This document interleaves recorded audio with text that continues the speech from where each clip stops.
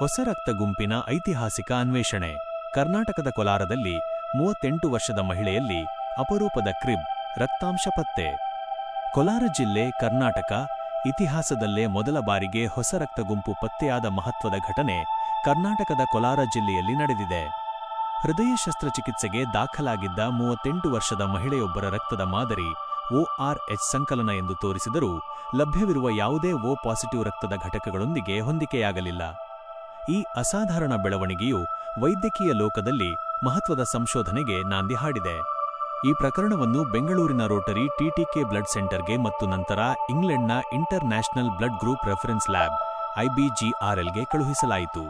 ಅಲ್ಲಿನ ಆಳವಾದ ಸಂಶೋಧನೆಗಳ ನಂತರ ಹೊಸ ರಕ್ತಾಂಶ ಕ್ರಿಬ್ ಕ್ರೋಮರ್ ಇಂಡಿಯಾ ಬ್ಯಾಂಗ್ಳೂರ್ ಎಂದು ಗುರುತಿಸಲಾಯಿತು.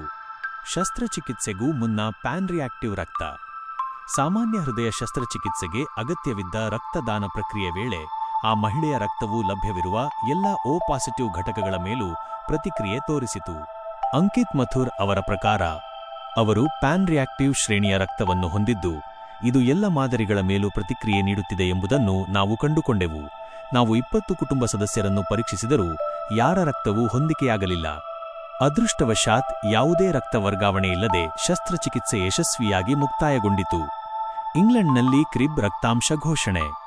10 ತಿಂಗಳ ನಿರಂತರ ಸಂಶೋಧನೆಯ ಬಳಿಕ ಈ ಹೊಸ ರಕ್ತಾಂಶವನ್ನು ಕ್ರೋಮರ್ CR ರಕ್ತ ಗುಂಪು ವ್ಯವಸ್ಥೆಯ ಭಾಗವಾಗಿ ಗುರುತಿಸಲಾಯಿತು. ಇದಕ್ಕೆ ಕ್ರಿಬ್ ಎಂದು ಹೆಸರಿಡಲಾಯಿತು. CR ಕ್ರೋಮರ್ ಕ್ರೋಮರ್, IB India Bengaluru India Bangalore.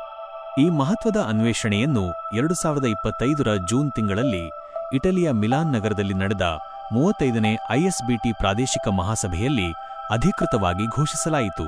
ಈ ಮಹಿಳೆ ಕ್ರಿಬ್ ರಕ್ತಾಂಶ ಹೊಂದಿರುವ ವಿಶ್ವದ ಮೊದಲ ವ್ಯಕ್ತಿ ಎಂದು ದಾಖಲಾದರು.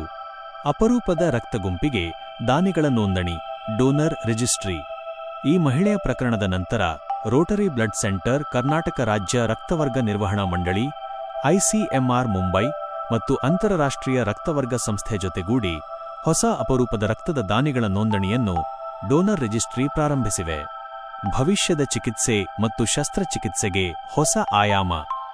ಕ್ರಿಬ್ ಮಾದರಿಯಂತಹ ಹೊಸ ರಕ್ತಾಂಶಗಳ ಪತ್ತೆಯು ವೈದ್ಯಕೀಯ ಕ್ಷೇತ್ರದಲ್ಲಿ ಹೊಸ ಮೈಲಿಗಲ್ಲುಗಳನ್ನು ಸ್ಥಾಪಿಸುತ್ತದೆ. ಅಪಘಾತಗಳು ಮತ್ತು ಶಸ್ತ್ರಚಿಕಿತ್ಸೆಗಳಲ್ಲಿ ರಕ್ತ ವರ್ಗಾವಣೆಯ ಸುರಕ್ಷತೆಯ ಮಟ್ಟವನ್ನು ಹೆಚ್ಚಿಸುತ್ತದೆ. ಅಂಗಾಂಗ ಕಸಿ ಚಿಕಿತ್ಸೆಗಳಲ್ಲಿ ಹೊಂದಾಣಿಕೆಯ ಪರೀಕ್ಷೆಗಳನ್ನು ಇನ್ನಷ್ಟು ನಿಖರಗೊಳಿಸುತ್ತದೆ. ಅಪರೂಪದ ರಕ್ತ ಗುಂಪುಗಳ ಬಗ್ಗೆ ಜಾಗೃತಿ ಮತ್ತು ಸಂಶೋಧನೆಗೆ ಹೊಸ ದಾರಿ ತೆರೆದಿದೆ. ಇದು ಭಾರತವನ್ನು ಅಂತರರಾಷ್ಟ್ರೀಯ ರಕ್ತಶಾಸ್ತ್ರ ಸಂಶೋಧನೆಗಳಲ್ಲಿ ಪ್ರಮುಖ ಪಾತ್ರಧಾರಿ ಎನಿಸುವಂತೆ ಮಾಡಿದೆ.